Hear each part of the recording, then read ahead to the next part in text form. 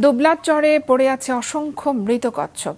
প্রজনন মৌসুমে তীরে এসে জেলেদের বিষ প্রয়োগ এবং জালে আটকা পড়ে মারা যাচ্ছে এগুলো, এমন ধারণা বিশেষজ্ঞদের। মুশফিক আরিফের রিপোর্ট। বালুচরে অসংখ্য বড় কচ্ছপের মৃতদেহ, কিছু ভাসছে নদীর পানিতে। এক একটির ওজন 15 থেকে 20 কেজি। এমন দৃশ্য বাগেরহাটের সুন্দরবন অঞ্চলের সবচেয়ে বড় শুটকিপল্লী দুবলার চরের। কেন, কিভাবে একসঙ্গে এতগুলো কচ্ছপের মৃত্যু হলো, মিলছে না তার সঠিক উত্তর। কোনো ওই শাপলা পাতা ধরি না, টামোটো ধরি না, নদীতে জাল ধরলি, জালে পড়লি ফেলাই দেওয়ার পর মারা। সুন্দরবনের খালগুলোতে জেলেরা বিষ দিয়ে মাছ শিকার করেন। এতে হুমকির মুখে ওই এলাকার জীববৈচিত্র্য। কচ্ছপ সহ অন্যান্য জলজ প্রাণী রক্ষায় গবেষণা করে ব্যবস্থা নেওয়ার দাবি পরিবেশ কর্মীদের।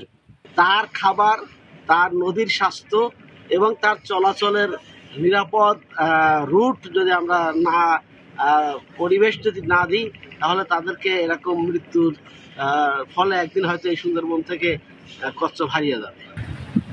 কচ্ছপ একই সাথে মাংসাশী এবং তৃণভোজী হওয়ায় তীরবর্তী এলাকাতেই এর বিচরণ।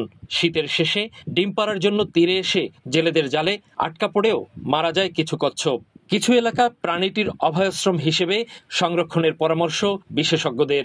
টেম্পারেচার জড়িত থাকতে পারে, ভৌগোলিক কারণ জড়িত থাকতে পারে, আর কিছু বিশেষ অঞ্চলের পানিতে বিভিন্ন রাসায়নিক কেমিক্যাল বা অন্যান্য বিষাক্ত পদার্থের উপস্থিতির কারণে কিছু কচ্ছপ মারা যেতে পারে। কিছু কিছু জায়গা অভয়াশ্রম বা কিছু একটা জায়গা রাখতে হবে এমন ভাবে যাতে করে এই কচ্ছপ এসে ডিম দিয়ে আবার সে চলে যেতে পারে, এবং যদি কোনো কচ্ছপ যদি জালে আটকে যায় সেটাকে যাতে ভালোভাবে ছেড়ে দেওয়া যায়, তাহলে এই কচ্ছপ এবং জীববৈচিত্র্য বেঁচে যাবে। সুন্দরবনকে রক্ষার জন্য যদি একটা সমন্বিত রোড ম্যাপ সরকার প্রণয়ন না করে, সুন্দরবনকে রক্ষার জন্য যদি কার্যকর পদক্ষেপ জাতিসংঘ গ্রহণ না করে, তাহলে এটা শুধু বাংলাদেশের নয়, সমগ্র বিশ্ববাসীর জন্য হতাশা এবং দুর্ভাগ্যের বিষয়।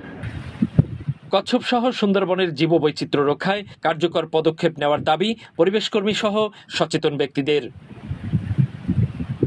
মুশফিক আরিফ, মাছরাঙা সংবাদ, বরগুনা।